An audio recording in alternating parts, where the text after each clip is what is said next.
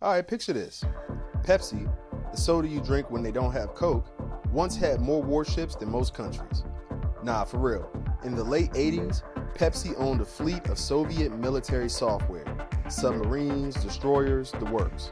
And the craziest part, it wasn't some wild marketing stunt. It actually happened. Today, we're diving into how Pepsi went from soda giant to Cold War superpower. And trust me, this stuff's fizzier than a fresh can of Coke. Or Pepsi.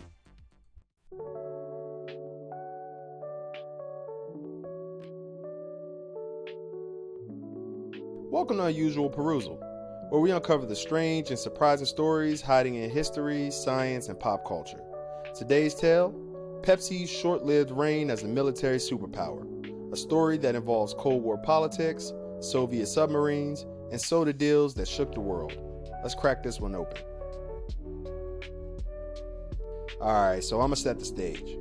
The year is 1959.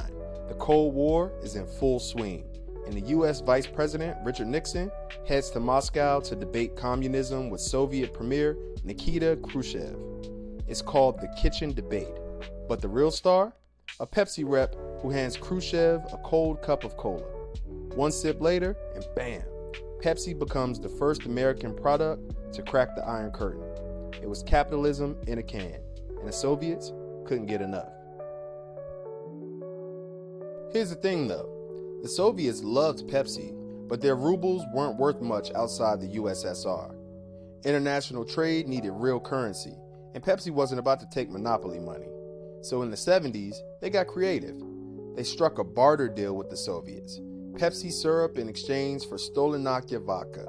Yup, Pepsi became the go-to soda for Soviet citizens while Americans got their vodka fix. A win-win, right? Well, not for long. So here's where it gets unusual.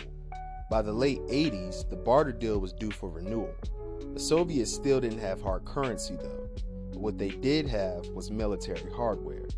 So in 1989, Pepsi struck a deal to trade cola syrup for 17 submarines, a frigate, a cruiser, and a destroyer. For a brief moment in history, Pepsi had the 6th largest navy in the world.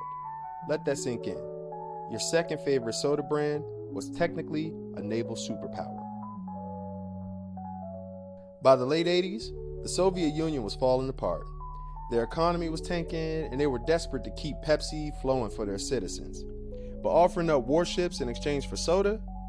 That's peak desperation.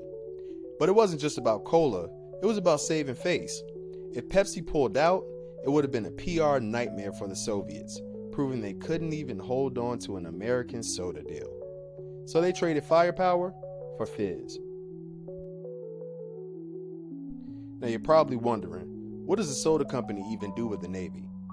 Nothing. Pepsi has zero interest in becoming a superpower. Instead, they sold the entire fleet to a Swedish company for scrap.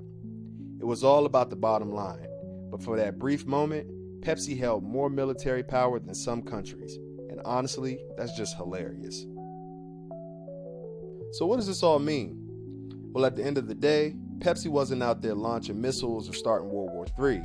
It was about the fact that a soda company became more entrenched in geopolitics than we ever expected.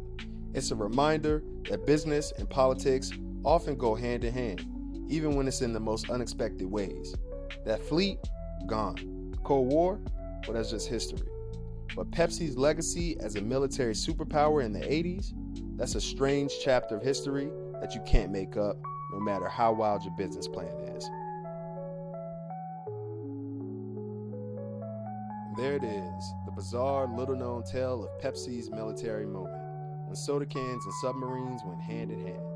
So the next time you crack open a Pepsi, just remember, you're sipping history. If you enjoyed this deep dive into one of the strangest business deals ever, hit that like button, subscribe for more weirdness, and stay tuned.